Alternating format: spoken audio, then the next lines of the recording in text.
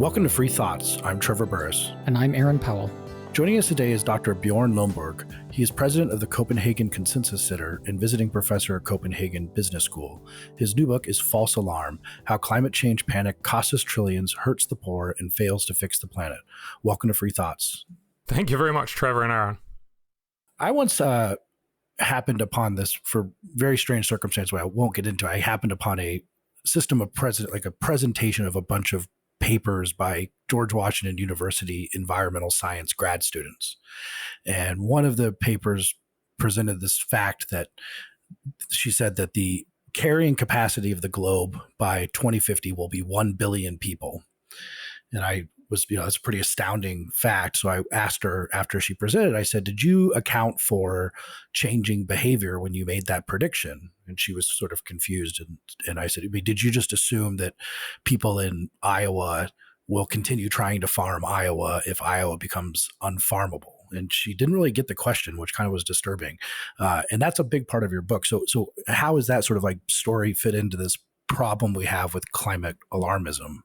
So I guess the main point here is everyone is incredibly scared about climate change. We know our kids think this is the end of the world, and certainly they're being presented as if it is the end of the world. There was a survey last year from YouGov on 28 countries that asked people, do you think it's likely or not likely that global warming will lead to the extinction of the human race? And almost half of all people believe it's going to lead to the extinction. So clearly we're very scared. That is because we get these sorts of predictions that you just mentioned. You saw this presentation. We're being presented with evidence that in some very narrow way is true, but incredibly misleading. Let me give you an example. So last year, Washington Post and lots of other papers across the country and really across the globe led with this new story that told us with sea levels rising from global warming, which is absolutely true, we will see 187 million people who have to move by the end of the century. Or, not surprisingly, very quickly, that story became 187 million people are going to drown. Now, the idea is that as sea levels rise, which is true, you will then, have the people who live close to the coast. They'll sit there over the next 80 years, and first the waves will lap up over their knees and then hips, and then they'll drown. But of course, that ignores the fact that most people will actually take action. I would probably bet all people will take action. And the very same paper that said 187 million people will have to relocate if we don't do anything also said, and it's entirely implausible that we'll do nothing. Actually, if we model what people realistically will do, it turns out that instead of 187 million people having to relocate, we will have to relocate over the world over the next 80 years, 305,000 people. Just for reference, that's half the number of people that move out of California every year. So very clearly, this is not the end of the world type of situation. This is a very manageable problem. It is a problem, which is why global warming is real, and it's a problem, something we need to fix. But it's not this end of the world thing that we're being told about. So I think your story really tells us we need to remember to ask, did you put in all the sensible input into your model, or did you just tell this because it's a really scary fact if you don't think straight about it? Well, that's part of the thing when reading your book. I mean, part of me was sort of thinking that there was a mass journalistic malfeasance that has happened for like 20 years. I mean, some of the stories that you talk about, the Vietnam one was a good example. That the reporting has just been bad. Just to give listeners a sort of sense of context, the New York Times showed a new research study, which is a very good research study published, I believe, in Science. So really good. And what they basically showed was that our previous map of the height of land area has been influenced badly by, for instance, the tops of palm trees. So if you do this with a satellite, you might think that the ground level is actually the tops of some trees. And obviously that gives you a wrong input. And so they'd redone that. Wonderful, great. And obviously that means there are more places that are vulnerable to sea level rise. That was the main story, and that's fine. But then they went on and said, but if you then look at the areas that are going to be underwater by 2050 because of this new study. It showed that pretty much all of South Vietnam would be underwater by 2050. So basically they said not only would they all have to relocate, they almost implied that they were going to drown. That's obviously terrible. What they forgot to tell us was, oh wait, it's exactly the same thing today. Almost all of southern Vietnam is already underwater today. How do they handle that? How do almost 20 million people live there, clearly underwater? Because they have built dikes. They have actually taken action, and almost all of South Vietnam is already protected. What this story shows is partly that we're a really inventive species, and we can deal with many problems, and we can live in places where, in some sense, you shouldn't be able to. And of course, Holland has been a model for that for a very long time. But it also shows that journalists will look at this result, oh, everything is going to be underwater in 2050, and immediately jump to the conclusion that must be because of global warming, not because the model is not taking into account that you have built up dikes. It is a very easy mistake to make when you believe everything is caused by global warming, but of course it's phenomenally faulty, and it helps make everyone scared and helps make all our kids worried.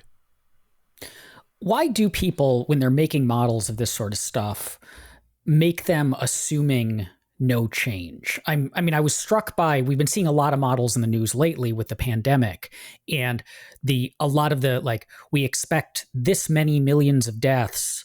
The models themselves then say that's if we do absolutely nothing, if we don't change our ways at all. What's the value in making a model like that in the first place? I understand the journalists, it's, these big numbers are exciting to report on, but what's the scientific value in making a model that assumes nobody will respond to incentives? Well, I think there's two answers to it. One is it's a lot easier model to build. And so, if you have like 10 models that'll do stuff on sea level rise, 9 of them will not implement adaptation simply because it's easier. And that's fine for a scientific purpose if all you're trying to do is to increase the value of your predictive models, given that there's no adaptation, which has some value to it. But obviously, you should never give that to a journalist before you've actually included adaptation.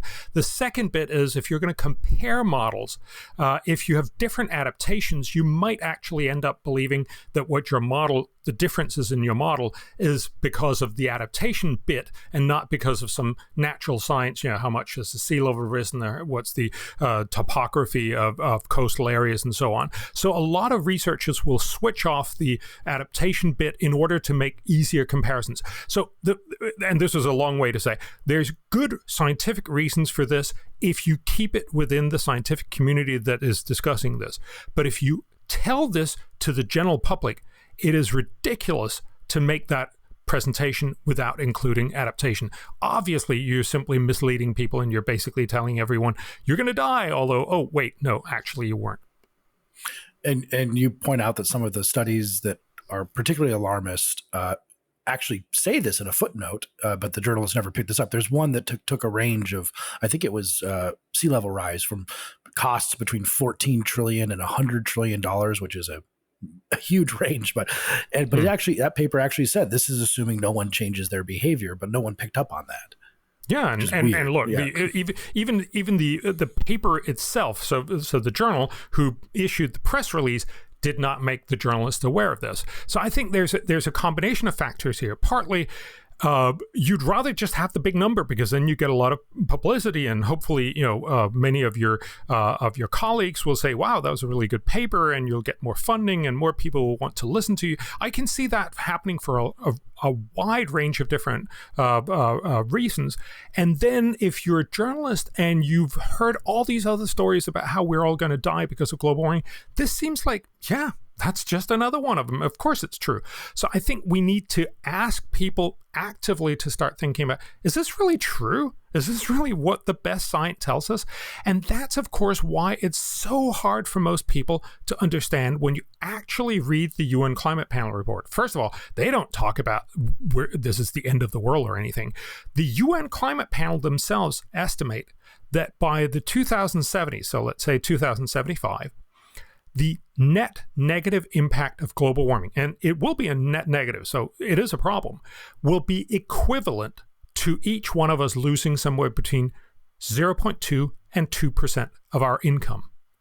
So remember, by the 2075, the UN estimate on its standard scenario that each one of us on the planet will be 2.63 times richer than we are today. I'm sorry, I have to use this many digits in order to make my point. 2.63 times as rich as we are today. But because of global warming, it will feel like we are only 2.56 times as rich. And what that shows you is it's a problem. Yes, I'd much rather be 2.63 times. No, not much rather. Rather be 2.63 times richer. Slightly rather, yes. Yes, than 2.56 times richer. But it's not the end of the world. And this is the exact point. If you hear every time we're going to, 187 million people are going to flood it, South Vietnam is going to be washed away, all these stories, then clearly you must think that cannot be true. But indeed, that is what the UN Climate Panel is telling us, 0.2 to 2% by 2070s. That's a problem. It is by no means the end of the world. What is the, in terms of temperature rise, like what do you think is you assess the science, of course, like the most likely scenario of just temperature rise? And I think 2100 is often the date they use. I mean, it will be warmer probably, right? Yes. Oh, it'll definitely be warmer. And again, remember, I'm a social scientist, so I just simply read off the charts of all the smart natural scientists who are saying this. So the UN Climate Panel and the main models will probably tell you if we don't do anything and if things just go on like they've done before, we will probably see about, and I have that as one central estimate, that's really from another Nobel laureate who's done this model, but about 7.4 degrees Fahrenheit higher than pre-industrial temperatures. So about, given that we're almost 2 degrees up, so about 5.5 degrees Fahrenheit higher than what it is today. And what would happen if we stopped, like that's one part of your book too, that let's say every developed country, let's say tomorrow we just stop emitting, whatever that would entail, but like we just stop emitting any carbon, how would that change the prediction? Well, the surprising thing is it would only make a tiny bit of difference. And I think that's one of the things that people just don't get. And right now, I'm hoping that you're actually sitting with the book right in front of you, because I remember I wrote that and now I can't remember that number. But it's I do. I can find it probably. I think it's 6.8. I have to go back and find it. Yes, that sounds about right. I should, of course, have that number exactly on the fingertips, but I don't. It's around there. It's around that, yeah. 0.9 degrees, I think, yeah. So I mean, look, and that is an astounding number when you think about it. What it tells you is that even if we manage to get an entirely, okay, now I found it. Yes, so you're right. So instead, if we imagine the entire rich world stops all its emissions tomorrow, because we still will see a dramatic increase from all other countries around the world, we will, instead of seeing 7.4 degrees Fahrenheit by the end of the century, we will see 6.7 degrees Fahrenheit. So we're literally talking about 0.7 degrees difference. That's not nothing, but I think it's a lot less than what most people think and believe. And of course, there's nobody who's actually making those arguments. If people are making really exaggerated and very, very ambitious proposals, they're expecting most of the rich world to have stopped by 2050. How do the precautionary principle and epistemic humility fit into this? Because we know that the climate is an incredibly complex system, and ecosystems are incredibly complex systems, and the economy is an incredibly complex system, and our models can't be as complex as those systems. And as a result, if our models are off and global warming turns out to be worse than you're telling us it is, or even that, most of the models tell us it is, we could severely break things in a way that we couldn't recover from. So how do we factor in that sort of uncertainty without, assuming that our models must be accurate or even accurate within a reasonable range? It's a very interesting question. I think it takes you both to where a lot of climate campaigners are, and I think it has much wider application to what we talk about in general of all our policies. So first, there's obviously an argument of saying, look, the main models tell us, yeah, it's going to be a problem. No, it's not going to be the end of the world. But what if they're wrong? What if there's something really bad lurking out there and we basically unleash all the demons in the world and it's going to be terrible by the end of the century? Shouldn't we just, for precautionary sake, have spent all of our resources on fixing this problem? And then, we'll fix poverty and disease and all the other stuff once we've fixed this one problem. That's obviously not a silly way to look at it if you think the only thing I want to make sure is I cover this one tail risk, you might say, this very, very unpleasant, very low probability, but unpleasant factor. But the other argument, of course, is to say that's true for every single thing you can think about out to 2100. Almost all decisions that we make today will have potentially very large impacts on what the world is going to look like in 2100. So, very clearly how we deal with North Korea or Iran in terms of nuclear policy, that could, be the difference between no nuclear world war and a nuclear world war. But that's also true for, do we tackle HIV in sub-Saharan Africa so that there's not another failed state that when you throw in a little bioterrorism opportunity will unleash a new pandemic that'll eradicate the human race? So the idea here is to say, if you start saying, look, there is a tiny possibility that the world is going to end, so give me all your money. You can make that argument in any area of political inquiry. So, clearly you should make sure that you educate everyone to their fullest potential, because otherwise you might end up with some people who are going to feel incredible resentment, grow up to be Hitler and take over the world kind of thing. And that's true for healthcare. That's true for everything, single policy area you can think of, which of course is why we don't actually allow those kinds of arguments. What we do, and we've done this throughout history, is we say, look, we're going to look at the most likely outcomes and then we will tackle the really bad things if they happen. I think we can do a little better, and I actually talk about that in the book, because we know how we could have a backup policy if things go really bad, and that's called geoengineering. So we basically have a way of saying, if temperatures run off, we don't believe that's going to happen, we don't believe that that's a realistic outcome, but it's a non-zero probability. If that happens, we should have in our back pocket an opportunity to basically stabilize the thermostat of the world. And we know how to do that. Volcanoes do this all the time. We should investigate how to do that. We should not start it right now, but that's a potentially very cheap way of creating an insurance policy. But again, this is how you deal with extreme risks. You say very little risk, but there is a possibility. Here's a cheap way to moderate that possibility, but not say there's a little risk, give me all your money, or at least not accede to that argument. What are the beneficial effects of global warming? Because we always just hear that it's just catastrophe, bad, but there are actually some benefits to it in some places. Look, like any issue in the world, there's both going to be pluses and minuses. And when people tell the story that global warming is going to be bad for all good things and good for all bad things, that's a Disney storytelling instead of reality. So global warming will also have positive impacts. It will net be a negative, certainly when temperatures have risen a little bit. But if you look at some of the positives, for instance, a lot of people will tell you there are going to be more heat deaths because of heat waves. That's absolutely true. But there are also going to be a lot fewer cold deaths from fewer cold waves. And given the fact that cold deaths globally outweigh heat deaths about 17-1, that is certainly in the short run and in the medium run likely to actually be bigger a benefit than the disbenefit from extra heat deaths. Likewise, when you look at agriculture, agriculture is mostly going to suffer from higher temperatures. But because the higher temperatures come from higher levels of CO2, CO2 actually acts as a fertilizer. So CO2 levels, we know that from lots of people. If you're a commercial tomato grower, for instance, you often put in extra CO2 in your greenhouses because it simply makes more plump tomatoes.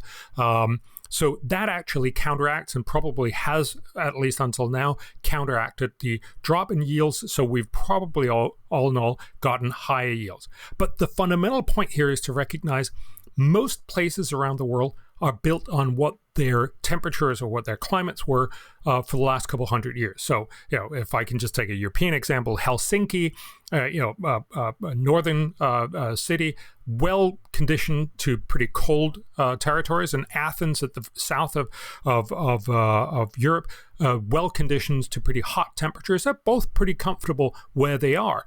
But if it gets warmer or if it gets colder from both of those places, both of them are going to suffer because their infrastructure is not built to getting hotter or colder. And that's basically the reason why we're simply moving away from the equilibrium, and that mostly have cost. It has some few benefits, but mostly cost. And that's why net we end up with 0.2 to 2% in the 2070s. One of the things you hear a lot about are natural disasters. And in America, where hurricanes seem to have become a bigger problem, especially since Katrina, the idea that we'll have an increase in these hurricanes and an increase in the costs from these hurricanes is very prevalent. What does the data say about that? So there's two things to this. One is, are there actually more and more strong hurricanes? And the short answer is, it does not seem that way now. So if you look at the number of landfalling hurricanes for the U.S., it's actually been slightly declining, not significantly, but declining since 1900. Even the strong hurricanes for the U.S. have actually been declining, not increasing. But what you are seeing is that many, many more people get harmed and much more goods get harmed. That's simply a fact of many more people living where hurricanes hit with much more stuff. So if you look, for instance, in Florida, Florida was almost unpopulated in 1900. Now it's incredibly densely populated. So the Florida coastal population of the last 120 years increased 67-fold. While the U.S. population only increased a little more than 4-fold. So add lots and lots of people, and with much more expensive houses, and of course you get that the same hurricane will now be delivering much, much higher damage costs. But, and this is the other important, so fundamentally, no, we haven't seen this increase in climatological parameters, but we will see dramatically increasing costs simply because there are more people with more stuff. As we look into the future, most models indicate, for instance, for hurricanes, that we'll probably see slightly fewer but slightly stronger hurricanes. Overall, that's going to be a net disbenefit because stronger hurricanes will demolish a lot more. So in the future, we will actually see worse outcomes. But just to give you a sense, and it's actually what we talked about at the very early outset, this is one model from Nature a couple of years ago that's one of the most quoted models. It shows that right now, globally, hurricanes cost 0.04% of GDP. If there was no global warming, by the end of the century, hurricanes would only cost us 0.01%. And that's simply of GDP. And that's simply because as you get richer, you get more resilient, and hence hurricane damage is less likely to influence your economy. You're simply much better able to bounce back and build strongly and build structures that withstand damage. Instead of then assuming that there's no global warming, if you actually say there's going to be global warming like we expect and nobody does anything about it, you will see a damage of 0.02%. And so I've just said, three numbers. So we have 0.04 right now. If we do nothing, we're going to go down to 0.02%. Had we not had global warming, it could have gone even further down to 0.01%. So when people tell you by 2100, hurricane damage is going to double, they're actually correct. But they also should tell you that by 2100, hurricane damage is actually going to be half of what it is today. And so this is the problem with communicating this correctly. What we're basically seeing is it is a less better outcome by 2100 because of global warming, but it's by no means the end of the world. We hear a lot about what governments ought to be doing to address the threat of global warming, setting emission standards, switching to green energy, all of that. But the other thing that seems to be increasingly popular is steps that we as individuals can take. So, trying to be carbon neutral, reduce our carbon footprint, buy hybrid cars, so on and so forth. Is that kind of behavior at all valuable? Like, if we are concerned about global warming and we want to slow it down, do the things that we get kind of shamed into doing, or the stuff that my elementary school kids get told they should be doing at home by their teachers, does that actually have any meaningful effect? It has a very tiny effect. And so I have a whole section in the book that goes through all the things that we've done to fix climate change that haven't worked. And I think this is an example of what David McKay, who is the official advisor to the UK government, he once said, look, if we all do a little, we'll end up doing a little. It's not like if you drive a little less, if you eat a little less meat, if you heat your house a little, it will do a little. And to give you a sense of proportion, we've just seen that, because if anything has ever happened in the world, the coronavirus has basically shut down large parts of the world. And in China, when they shut down most of their country, they still emitted 78% on the day when they shut down the hardest in China. They still emitted 78% of what they normally do, because you still have to stay alive. You still have to keep your house heated. You still have to use electricity. There's lots of things you still do. And so cutting by making these virtue signalings will typically have very moderate impact. To give you one example, right now we probably subsidize electric cars to the tune of about $10,000. They do emit less CO2 because they run on electricity, which is more effective, but much of the electricity is produced by coal. Also, the batteries use more CO2 to get produced. But overall, over their lifetime, we estimate that they will emit about 9 tons less than a similar non-electric car. So to give you a sense of proportion, we could have bought that reduction on one of the trading systems in the US for about $50. So right now we're spending about $10,000 to cut what we could have cut for $50. That's just a bad deal. And again, let's make sure that we actually do smart stuff. People will tell you, go vegetarian. I'm actually, personally, I'm vegetarian. I think it's a good idea. And, if you think you should do it, definitely look into this. But don't believe that you're going to change the world dramatically. For two reasons, partly because it's only going to reduce your emissions about 4%, but also because going vegetarian is cheaper, so you'll end up spending other money elsewhere, which actually reduce your total emission reductions to just 2%. And to give you a sense of proportion of that, you could have bought that reduction for about $1.50. So if you're a vegetarian a whole year, you might as well just be a carnivore and pay $1.50, and you've done just as well. It gives you a sense of proportion. It's not that this will do nothing at all, but this is not how we're going to solve the problem. You mentioned in the book that I think you said you were a panelist on a BBC show that was about living an ethical life, and some family had done everything. We'll tell that story. You could tell the story. They'd done everything to reduce their carbon footprint. Yeah. Exactly. He was named Ethical Man. I don't think he was necessarily incredibly ethical, but he was really trying to cut their carbon emissions. And they insulated their house, they sold their car. It was very honest. They would go around public transport to and show how horrible that was when you have a family and they're crying kids and all that. But they were really doing their bit. And then after this year was up, they then had experts look at how much had he actually saved. And he had saved a pretty amazing amount, namely 20% of his emissions and his family's emissions, which is much, much more than most people would do if they just try somewhat. But even then, they asked him then, so what are you going to do now that you're done being an ethical man? Well, I'm taking the whole family on a vacation to South America.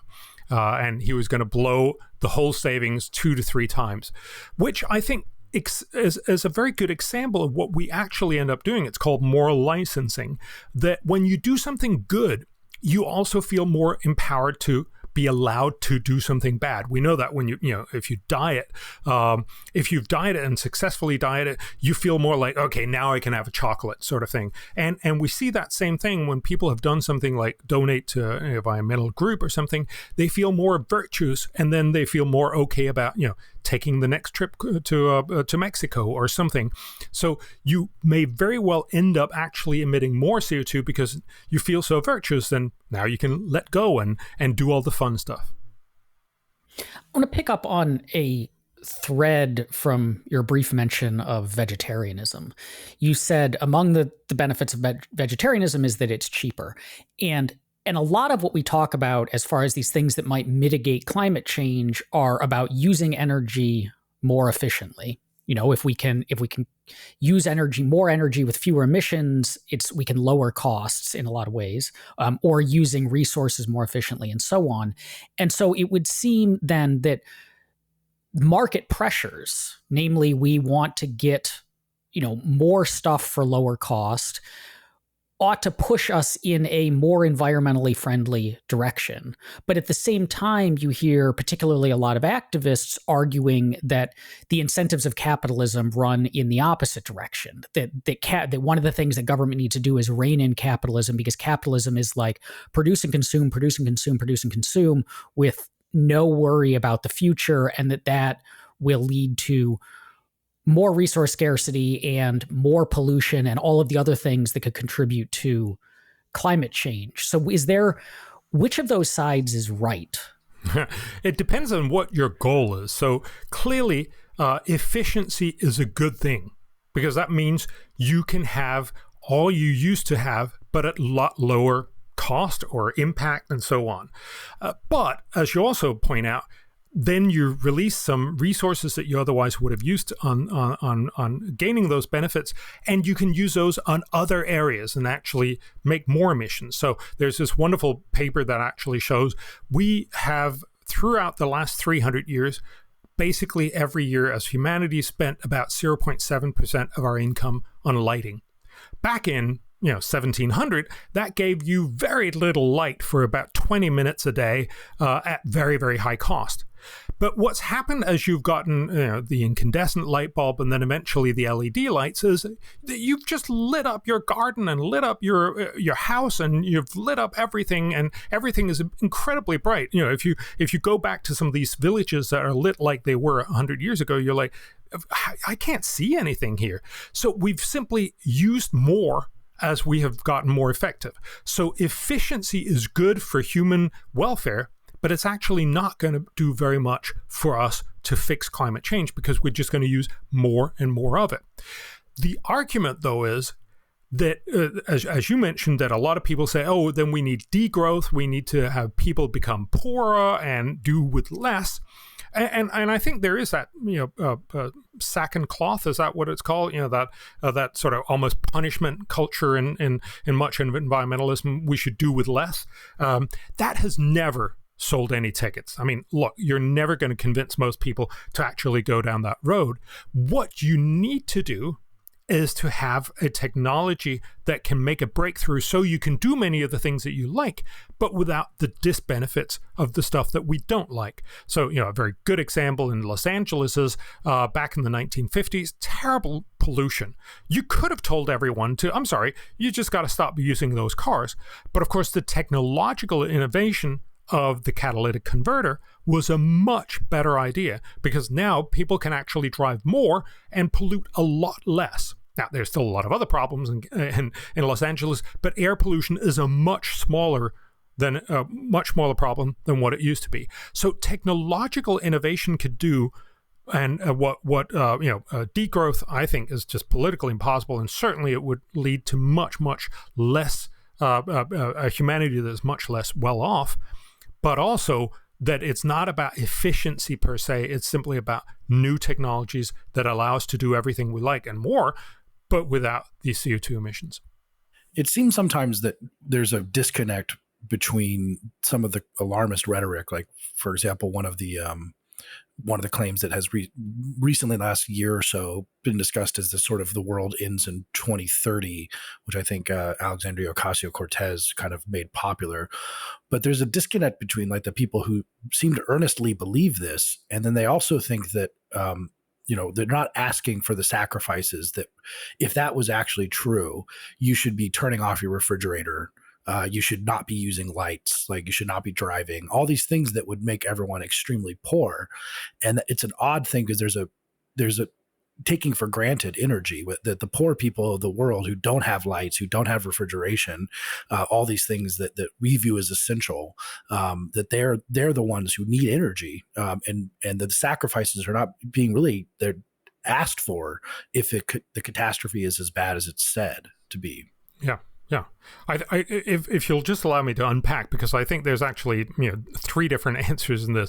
One is we only have 12 years left, which is now 10 years. So this comes from the UN Climate Panel report of 2018, which was a reaction or a report produced for the politicians from the Paris Agreement who said, what will it take to limit the temperature rise for the world to 1.5 degrees centigrade or 2.7 degrees Fahrenheit? And that's a political target, and that's an almost impossible target. I think most people in the know would say this is just not a possible target. And so what the researchers said was, if you want to reach an almost impossible target, it is going to be almost impossible. You'll have to do everything and the kitchen sink by 2030. And that's where that timeline comes from. They basically said, if you want to do the impossible, you got to do the impossible. And if I can give you a metaphor, if you look at one of the big problems in the U.S., every year about 40,000 people die on the road.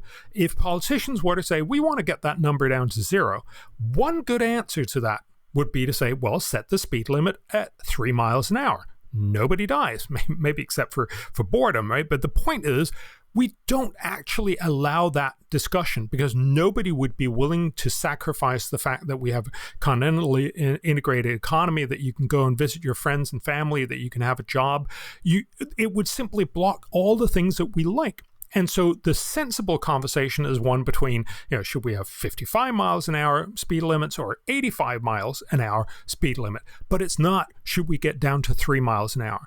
And what the conversation about the 12 and now 10 years is really about is, if you were to say 3 miles an hour, what would that necessitate? And that, of course, would necessitate to basically restructure the entire economy of the US and to a very, very large extent make it a lot poorer. So the fundamental premise is just simply wrong. It's not scientists telling us we only have 10 years. It's scientists telling us if you want to do something almost unachievable, you will have to do almost everything. And that's a very different message. But you also mentioned then, should we somehow go in this direction? Should we allow ourselves to say, yes, we should be poorer and we should do a lot more? I think it's very telling that a recent survey in the Washington Post showed that a vast majority of Americans think that the global warming is a very important or even existential crisis and that we should do something about it. But they also then ask people, how much are you willing to pay? And it turns out that more than half of the US population was not willing to pay just $24 a year to fix this problem. So I think we need to recognize that while people say they think this is a big problem, they're not really willing to pay very much for it.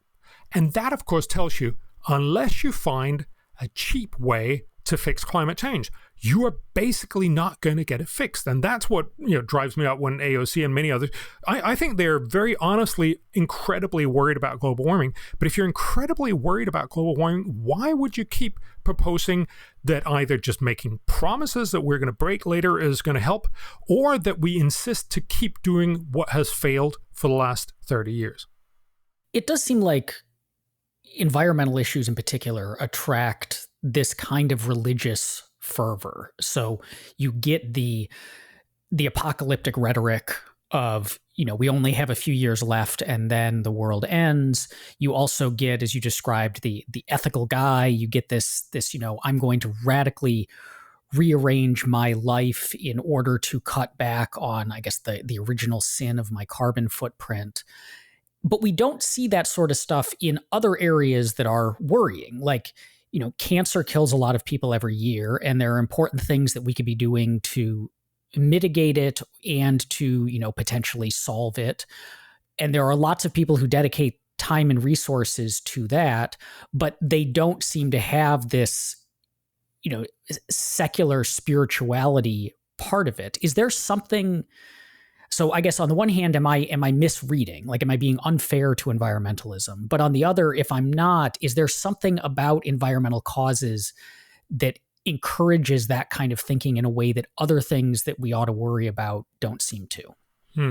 My sense is, and again, this is not my specialty, so I'm just talking like an informed newspaper reader, but my sense is that most people will go as far as they possibly can with their different claims. But, cancer is already killing a third of everybody, so you can't really make it all that much more scary. But we have, and if you think back in the 1970s, there was this incredible worry that chemicals were basically going to get all of our kids killed. In some sense, you could say that was the start of the environmental movement with Rachel Carson back in 1962. The idea that DDT was poisoning our environment and our kids, and basically most kids would get leukemia and die. So we've done this many, many times, and I think the basic factor here is environmentalism is mostly about predicting future catastrophes. It's not about saying there is a big problem right now, because big problems right now we fix, or reasonably try to fix. But problems in the future are mainly ways of saying, let's raise some funds to get something done about this. And global warming is just so easy to raise incredible scares about. As we talked about, it's very easy to neglect the fact that there are many more people in Florida and all other places where close to the coast. So you can say every bigger disasters, although that's entirely predicated on socioeconomic development. Or you can forget to say that there are dikes, and that's why a lot of people are going to get flooded. It's great for fundraising. It's great for media that relies on clicks, and it's also great for politicians, because politicians are basically in the game of buying votes, right? They're coming out with stories to tell you why you need to vote for them. And with global warming, they actually get to say, you are doomed, but I can save you. If you vote for me, I will save you. And even better, and the cost will come in the election cycle after next. So you get all the best outcomes, and that's, I think, why you get this fundamental sense of almost religious fervor. It's also much more fun to be on the winning side, in the sense of I am helping the world survive, rather than I made an extra 10 hectares of land. Make land preservation so that we now have a more pretty park. Nice, but it wasn't saving mankind, was it? One of the things you often hear is it's sort of like a meme where people say, okay, let's say global warming, catastrophe is not going to happen. And of course, you say that there will be big, significant problems. But so the meme is that, let's say, there's going to be no global warming catastrophe, but we restructure our economy, we create renewable energy as our main sources, we live cleaner, healthier lives. So what's the cost? Like if we do all that and global warming doesn't happen, then it's just all benefit all the time. What's sort of wrong with that type of thinking? Yeah, I mean, the cartoon is, imagine if it wasn't real and we just happened to make a better world. And that is a very, very good meme. It's a very powerful meme. It's also phenomenally wrong, because what it really ignores is that making a world that survives on less effective, more costly, less predictable, that is, less reliable energy, is one that's going to be less well off. And the UN actually makes estimates of what those kinds of worlds could be. So their two top outcomes in the world is one that is a sustainable world, basically a green world, and the other one is a fossil fuel driven world.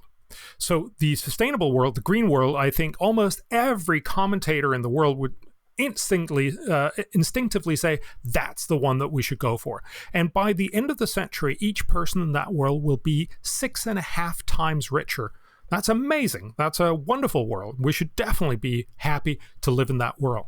But if we had gone for the fossil fuel driven world, we would actually be we'd be more than 10 times richer instead. This is, remember, the UN's own estimates. What they're basically saying is, because if we use much more fossil fuels, we would have much more drive in the growth, especially in the poor countries, so that we would end up in a place where everyone would be about $60,000 richer per person per year by the end of the century. But of course, it's reasonable to say, but global warming is also going to be worse in those worlds, and that's absolutely true. But what I just told you was this was the benefit after you've deducted the differences in the global warming impacts. So we would have been even richer, but because global warming is going to make more problems, we will only be about $60,000 richer per person per year. And I think we need to recognize just simply doing something because it does good, if it means we could have done much better if we hadn't done it, is still certainly a relatively worse outcome, one where we don't leave as many people out of poverty, where we pull them out of poverty later, where they have less opportunity in 2100 that they could otherwise have had. Again, I'm not arguing that we should just go for those are two very sort of idealized worlds. I actually think we can go for a world where we both become incredibly rich and also fix most of global warming. But we need to do it smartly. And just simply saying, hey, wouldn't it be wonderful if we have this green world, if we end up leaving people $60,000 per person per year across the entire world less well off? I don't think we've done a good deal. Well, that's sort of part of the there's a sad part of the story which frustrates me a lot, where I kind of alluded to in a previous question that we in the developed world take energy for granted, and we forget about 2 billion people who can't take energy for granted. And you have an entire section about how this stuff hurts the poor, which is often who it's championed to save. But ultimately, there are actually people in this world like dying for energy, like sometimes literally dying for the kind of energy that we take for granted. Yes. So, and that was why it was very important for me to get this into the subtitle as well, because this is not just about the environment. It's really about the fact that for many people, having better access to energy is life-saving. This is both true in rich and in poor countries. So just to give you one good example for the US, many people spend, especially very poor people, spend a very large part of their income on heating or cooling their houses. And so because they don't have that much money, typically they will be less than ideally heated. So they'll only heat a little part of it, or it'll be a little too cold all the way through the winter. And what that means is they actually have a slightly higher risk of dying. We know that because when fracking happened, we saw a dramatic decline in the cost of natural gas, and the people who use natural gas for heating, we could then see how they started being able to afford to use more gas, basically keep their houses better heated. And what that has done is that it has actually saved 11,000 people from dying every year in the US. So there are real benefits to low-cost energy in the US, especially for poor people. And of course, if you do climate policies, which necessarily will have to drive up the cost of energy, you're basically making more people die again. Again, you might say that there are other benefits and that outweigh it, and there's some validity to that argument, but at least you need to be honest and say this has real cost for poor people in the US. But it is certainly true, as you mentioned, there's 2 billion, 3 billion people who live with incredibly dirty energy. They basically cook and keep warm using dirty fuels, mostly wood, cardboard, and dung. And that makes their homes incredibly polluted indoors. Actually, most huts in Africa and elsewhere are about 10 times more polluted than the most polluted days in Beijing and in New Delhi. We don't get that sense because there's no reporters there, but that's how 2.5 billion of our people in the world live right now. They want to have access to better energy. And that's why, it frustrates me that we're saying, no, I'm sorry. We got rich using lots of coal power, but you can't. But here's the solar panel. A solar panel can be nice. You can plug in your cell phone, you can have a single light, and that can actually have benefits. but it will not give you the opportunity to get rid of indoor air pollution because you can actually cook, you can have a fridge, or you can have machinery that'll actually help you both in agriculture and production to lift you out of poverty.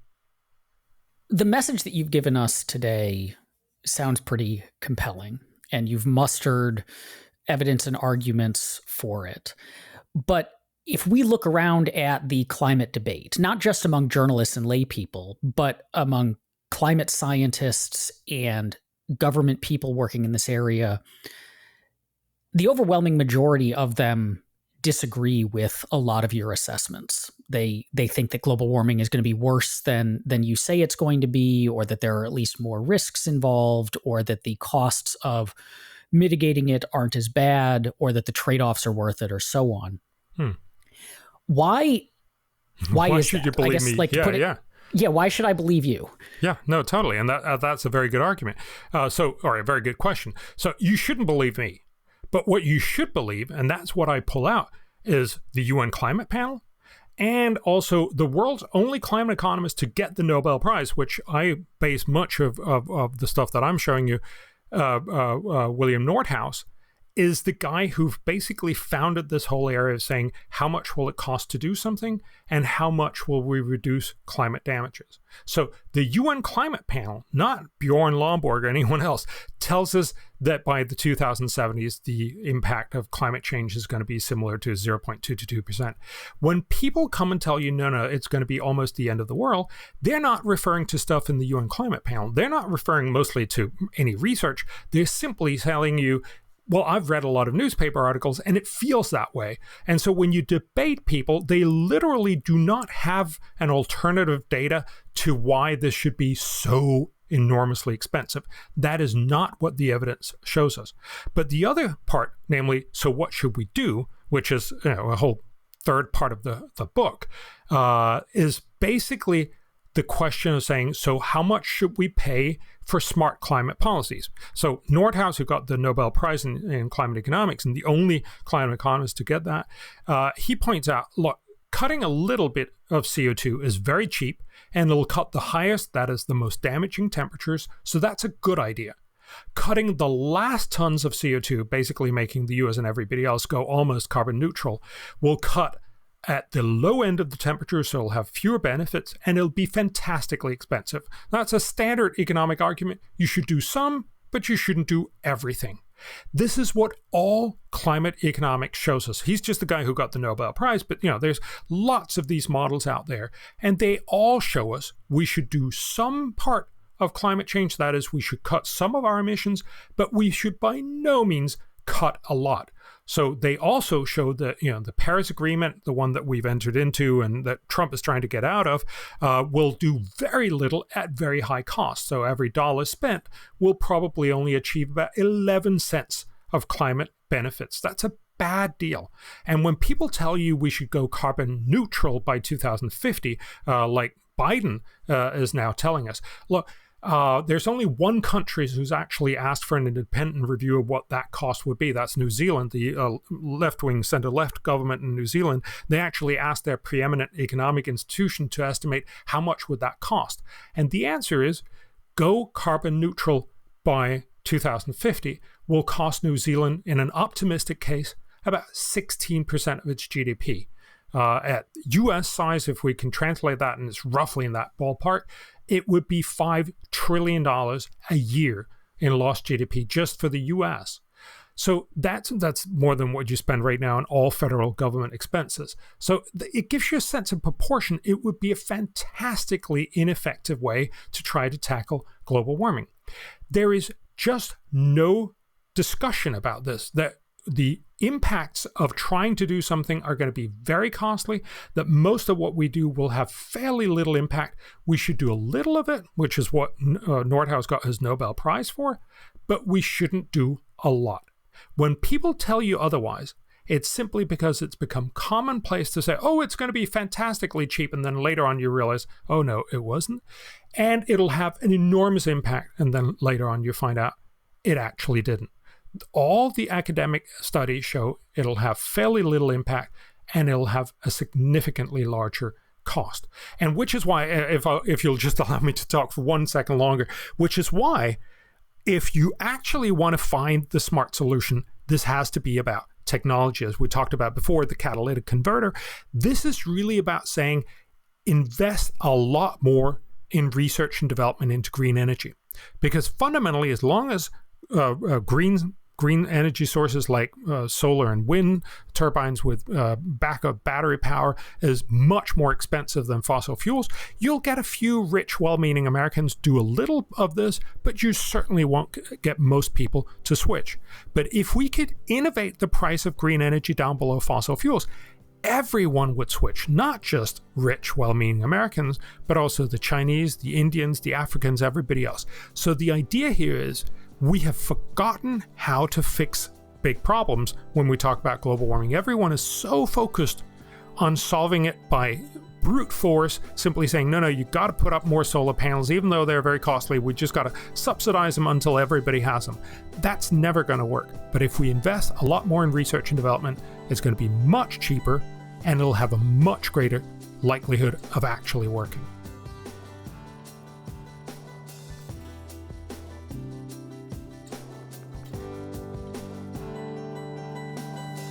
Thank you for listening. If you enjoy Free Thoughts, make sure to rate and review us in Apple Podcasts or in your favorite podcast app. Free Thoughts is produced by Landry Ayers. If you'd like to learn more about libertarianism, visit us on the web at www.libertarianism.org.